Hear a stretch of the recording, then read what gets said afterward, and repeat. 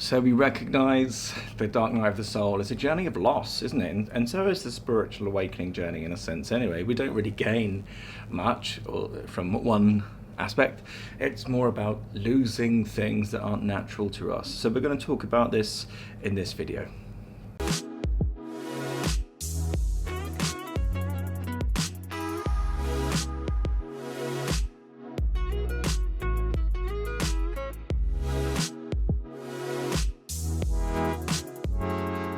Now, when we look at things in a normal way, we would say that losing something sucks, doesn't it? You know, if I lost my watch or something, that'd be pretty sad, huh? We don't need to lie to ourselves and say, oh, you know, we wouldn't be sad, because we would be.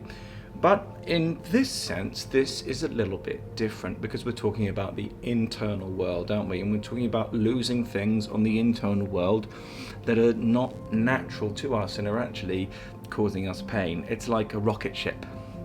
You know, those rocket ships, they take off and they have to, when they hit a certain altitude, drop the extra baggage, drop those fuel cartridges, don't they, once they've used all of the fuel, so that they can go even higher. It's the same with this.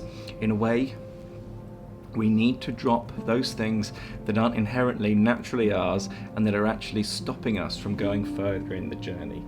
Now, I found 3 things that I want to talk about today that you will lose after a dark night of the soul.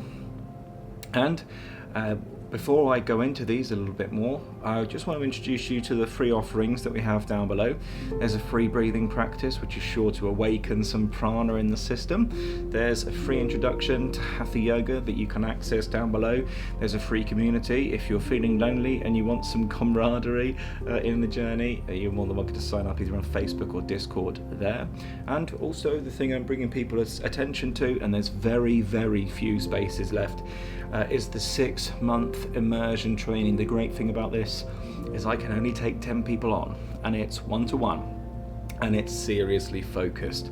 It's a 6-month training because we can do a lot in 6 months, and it's systematic, meaning it's step by step by step, and that's the way the journey goes, and it works. It's not woo-woo or anything like this. It's really practical. It's really grounded work. Earthy, gritty, but it works. And so if you want to apply for that down below, you're more than welcome to. The application form is free to fill out, but the coaching itself, of course, isn't free. On to the video then. Dark Night of the Soul is a journey of loss. So what do we lose? Well, the first thing that we lose is that reoccurring sadness. You'll know, isn't it? At the start of the Dark Night of the Soul, or even if you're midway through your Dark Night of the Soul experience, you're experiencing a lot of pain, a lot of emotional pain inside of yourself, and it's a reoccurring pain, isn't it? And it comes in waves. One week, oh my god, and then the next week, I'm absolutely fine, thank god that's over, and then the next week, and it kind of goes like this, and I'm saying it with a smile, not to mock you, but because it passes, and it's not such a serious thing, you know. Yes, it feels dark, but we can still enjoy it. There can be a sense of sweetness as the pain arises inside of us. So that reoccurring sadness is something that will go. Why are we experiencing this reoccurring sadness is because we're very identified with the mind, isn't it? We see it as me, and as large parts of me drop away, well, we've been so close to it for years that it feels like it really is me. Like we really do believe I am that me in the head, isn't it? But in fact, I'm just the one observing that mental me. Is there 2 me's? No. And so this is bringing us back into a natural state of being, and that's why I say we lose things that aren't naturally ours. We won't lose the mind, although it might feel like it, but we'll lose the identification with it. Now that won't completely happen in a Dark Night of the Soul. There are stages to that. You know, this is the first big Dark Night of the Soul as a transition from identification with ego into beingness. And so in a way, whilst we're transitioning through that, we won't lose all of our identification with ego, because I still identify with ego at times, and so probably sometimes more than I'm happy to admit.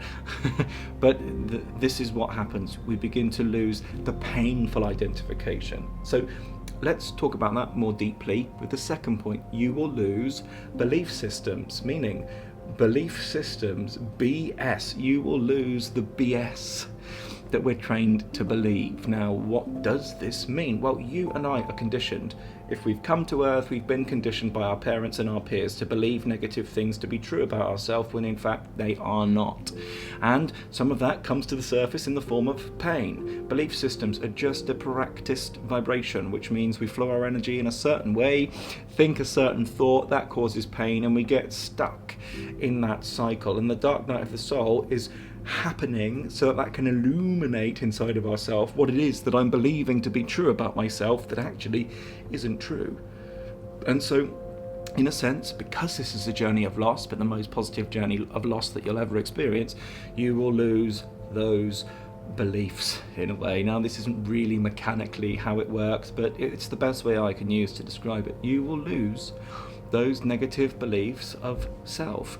Now, that's part of the reason why the pain's coming. You believe something to be true about yourself that's negative, that's not actually true, not real, not fundamentally real anyway. And so this is a release. It's a healing of that, and that does cause a lot of pain, which puts a lot of people off. But the only way out is in. This is a journey of self-discovery, of self-realization, and then of self-actualization.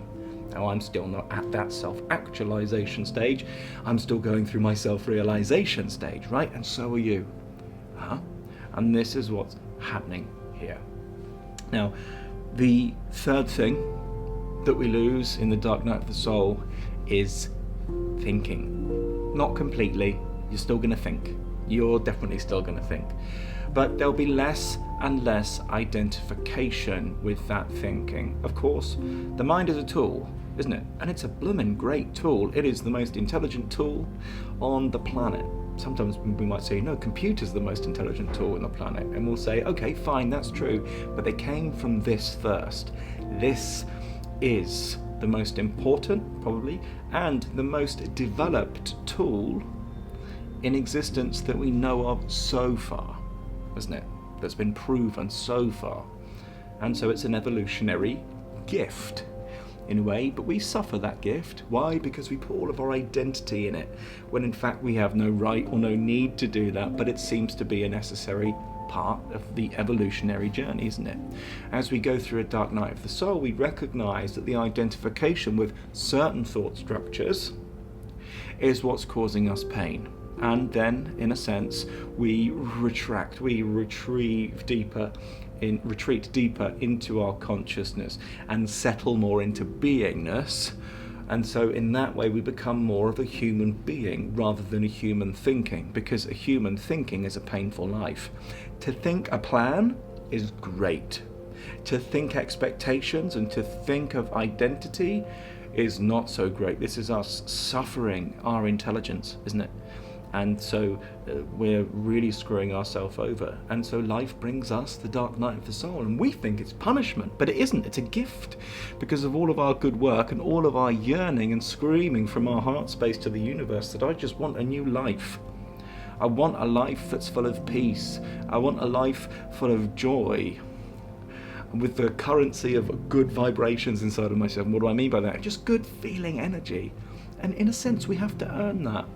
We've done the first step, but here's where the real work begins, because we have to get the energy in the body into such a way that there's a little bit of distance between us and the mind. There's a bit of spacious awareness in between us. And then we can begin seeing the mind for what it really is. And in that sense, then, we become less attached to it. Because your ego is not creating your existence. And it's strange, isn't it, that we actually needed proof of that. I hope this helps. I hope this gives a deeper understanding of the dark night of the soul and what it is that you might lose. Remember, it's a journey of loss, but everything that you're losing, you're going to be blooming well happy that you lost it, And of course, I'm not perfect. I'm still on my journey, still going. I still experience pain, But none of this reoccurring sadness that keeps perpetuating itself in some way. And so here's to your authentic journey, here's to the darkness, because without darkness there can't be light. Let's not reject any of it, let's appreciate both, because we can. So here's to freedom. Namaste.